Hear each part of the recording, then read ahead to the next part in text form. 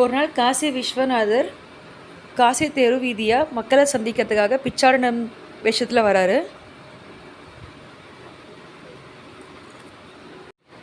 So அப்போ அவருக்கு காலையிலேருந்து மாலையில் வரைக்கும் பிக்ஷை கேட்கும்போது யாருமே அவர் கண்டுக்கல. அவர் கடவுள்ன்றதை யாருமே கவனிக்கலை. ஸோ அவர் டயர்ட் ஆகிடுறாரு. டயர்டாகி என்ன பண்ணுறாருனா, காசி விஸ்வநாதர் கோயில் அந்த சாக்கடையில் சங்கமிக்கும் மேலேயே அந்த தெரு ஓரமாக போய் தஞ்சம் அடைகிறாரு. தஞ்சம் அடையும் போது அவர் அங்கே ஒரு பிச்சைக்காரனை பார்க்குறாரு. அந்த பிச்சைக்காரர் பார்த்திங்கன்னா அவங்களுக்கு தொழுநோயாளி. அது மட்டும் இல்லாமல் அவர் 4 நாய்க்குட்டியை வளர்க்குறாரு. அந்த 4 நாய்க்குட்டியுமே அந்த உணவை பகிர்ந்து உண்ணு தான் அவர் உண்ற பழக்கம் அவருக்கு.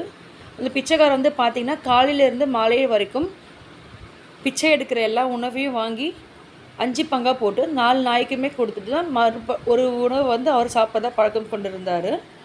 ஸோ இதை பார்த்துட்டு இருந்த சிவபெருமான் என்ன பண்ணாருன்னா, அவர்கிட்ட போய் எனக்கு பசிக்குதுப்பான்னு சொல்லி அவர் உண்ணும்போது அவர்கிட்ட அன்னம் கேட்குறாரு. ஸோ இதை யோசிக்காமல் அந்த பிச்சைக்காரனும் அதை கொடுத்துட்றாரு. ஸோ இதை பார்த்து சிவபெருமான் ஆச்சரியப்படுறாரு.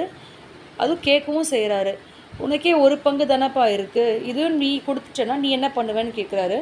அப்போ அந்த பிச்சைக்காரன் சொல்கிறாரு, பரவாயில்லைங்க, நீங்கள் சாப்பிடுங்க, நான் சாப்பிட்டுடுவேன். நீங்கள் பார்த்தீங்கன்னா 3 நாளாக சாப்பிட்ற மாதிரி இருக்கீங்க. ஸோ இந்த உணவை நீங்கள் முதல்ல அருந்துங்கன்னு சொல்லி அவர்கிட்ட சொல்கிறாரு. அப்போ இது ஆச்சரியப்பட்ட சிவபெருமான் என்ன நினைக்கிறாருன்னா, அப்போ நான் யாருன்றதை சொல்லிடலாம், நான் கடவுள் தான் என்ன சொல்லிடலான்னு சொல்லிட்டு அவர்கிட்ட சொல்லலான்றத முடிவில் இருக்கார். அப்போ அவர்கிட்ட அந்த பிச்சைக்காரங்கிட்ட கேட்குறாரு, நான் யாருன்னு தெரியுமான்னு கேட்கும்போது அந்த பிச்சைக்காரன் சொல்கிறாரு, நான் யாராக இருந்தால் என்னப்பா, நீங்கள் முதல்ல சாப்பிடுங்க, சாப்பிட்டுட்டு நீங்கள் பேசலாம் அப்படின்னு சொல்லும்போது, இல்லை நான் யாருன்றதை சொல்லிடுறேன்னு சொல்லி அவர் வற்புறுத்தும் போது, நீங்கள் எதுன்னு சொல்ல தேவையில்லை, நீங்கள் சாக்ஷாத் அந்த காசி விஸ்வநாதரே தான் அப்படின்னு சொல்லும்போது சிவபெருமான் ஆச்சரியப்படுறாரு. ஆச்சரியமும் அதிசயமாகவும் பார்க்குறாரு. பல யோகிங்களாம் இங்கே இருக்காங்க, ஆனால் யாருமே அடையாளமே காணலையே, நீ எப்படிப்பா என்னை கண்டுபிடிச்சேன்னு சொல்லி கேட்கும்போது அவர் சொல்கிறாரு, பிச்சைக்காரங்கிட்டே சரி சமமாக உட்காந்து எப்படி சாமி, உங்களை தவிர யாரும் சாப்பிட முடியாது, என்னை பார்த்தா 100 அடி தள்ளி தான் நிற்பாங்க எல்லா மனுஷாளுங்களும், நீ தானேப்பா கருணை கடல், நீ தான் கருணாமூர்த்தி, உன்னை தவிர யாருப்பா என்னை ஆராதிக்க முடியும், நீ உன்னை தவிர யாருப்பா என்கிட்ட உட்கார முடியும்னு சொல்லும்போது அவர் ரொம்ப ஆச்சரியப்பட்டுட்டு அவர் கையை பிடிக்கிறாரு. அந்த தொழுநோயாளி கையை பிடிக்கிறாரு. கையை பிடிச்சோடனே அவர் குணமாயிடுறாரு.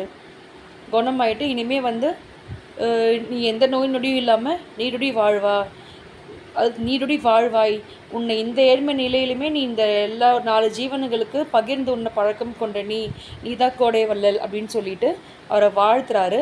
வாழ்த்துற மாதிரி அந்த பிச்சைக்காரன் நோய் நொடியெல்லாம் நீங்கி நல்ல மனுஷனாக அவர் மாறிடுறாரு. இதுலேருந்து என்ன தெரியுதுன்னா, எல்லாருமே பார்த்திங்கன்னா நீங்கள் அன்பாக பாருங்கள், அன்பே தான் சிவம், எல்லா மனுஷாலையும் மதிக்க கற்றுக்கோங்க. ஸோ பிச்சைக்காரனாக இருந்தால் கூட அவனும் ஒரு மனுஷன் தானே. ஸோ எல்லாருமே சிவமாக பாருங்கள், நீங்கள் எங்கே அன்பு காமிக்கிறீங்களோ அங்கே தான் கடவுளில் இருப்பார்.